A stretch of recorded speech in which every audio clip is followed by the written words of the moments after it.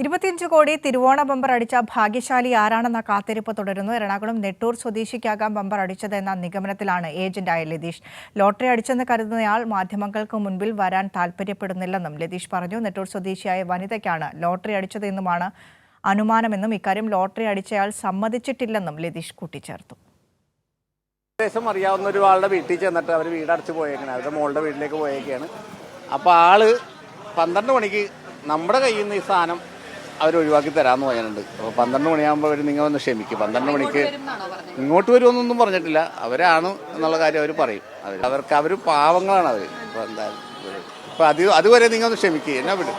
Okay, thank you.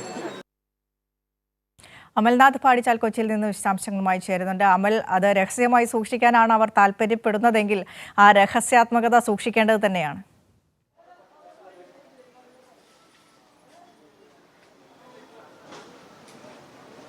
Vinisha, തീർച്ചയായും ഈ 25 കോടി ഓണം ബമ്പർ അടിച്ചത് ആർക്കാണ് എന്ന ആ ഒരു ആകാംക്ഷ നിലവിൽ ഇപ്പോഴും തുടർന്നുകൊണ്ടിരിക്കുകയാണ്.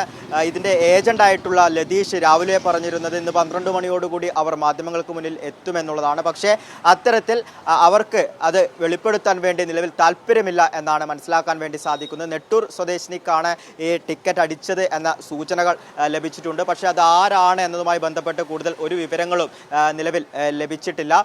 അവർ നിലവിൽ അവരുടെ വീട്ടിലില്ല എന്നുമാണ് നിലവിൽ മനസ്സിലാക്കാൻ വേണ്ടി സാധിക്കുന്നത്. അതായത് ഇത്തരത്തിൽ ഈ ലോട്ടറി അടിച്ചത് നെട്ടൂർ സ്വദേശിനിക്കാണ് എന്ന സൂചനകൾ ലഭിച്ചതോടുകൂടി തന്നെ ലതീഷ് അവരെ കോൺടാക്ട് ചെയ്യാൻ വേണ്ടി ശ്രമിച്ചിരുന്നു കഴിഞ്ഞ ദിവസം തന്നെ. പക്ഷേ അത്തരത്തിൽ കോൺടാക്ട് ചെയ്യാൻ ശ്രമിച്ചെങ്കിലും അതിന് സാധിച്ചിരുന്നില്ല. പിന്നീട് അവരുടെ വീട്ടിലേക്ക് പോയെങ്കിലും ആ വീട് പൂട്ടിക്കിടക്കുന്ന ഒരു സാഹചര്യത്തിലായിരുന്നു. പിന്നീട് ഇവരുടെ ബന്ധുക്കളാണ് പറഞ്ഞത് അവർ അവിടെയില്ല, എറണാകുളത്തിന് പുറത്തുള്ള മകളുടെ വീട്ടിലേക്ക് പോയിരിക്കാം എന്ന സൂചനയും ലഭിച്ചിട്ടുണ്ട്. ഇന്ന് ഏകദേശം ഉച്ചയോടുകൂടി തന്നെ ഈ ലതീഷ് വീണ്ടും ഇവരെ കോൺടാക്ട് ചെയ്യാൻ വേണ്ടി ശ്രമിച്ചിരുന്നു.